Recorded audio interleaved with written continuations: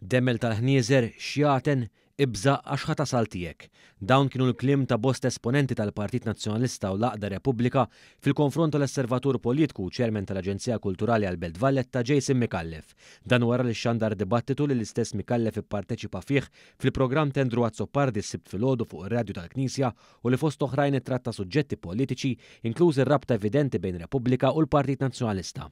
Iżda fil-waqt li ħafna semgħu d-dibattitu u xtarrew l-argumenti kollha, kliem Mikallef anqal is-soltu reazzjoni ta' mibeda u tajjir mill-esponenti tal-Aqda Repubblika u tal-establishment nazzjonalista fuq il-mezzi soċjali. Fosthom kien hemm Rosanna Carbonaro li f'teddida ċara qalet lil Mikallef li għandu jibża għax fi kliema tasal tiegħu dan ukoll. Oħrajn użaw is-soltu aġġettivi dispreġattivi u ta' tajjir fil-konfront ta' Mikallef u l-laburisti kollha, fosthom xjaten, landa ħmieġ, landa ta' żibel minn fuqha fix-xemx, demmel tal-ħnieżer u ħafna iktar. Magħhom inaqqat ukoll Andrew Borg Cardona magħruf aħjar bħala l-Boċċa li ddeskriva lil Mikallef bħala skam jew aħjar ħmieġ.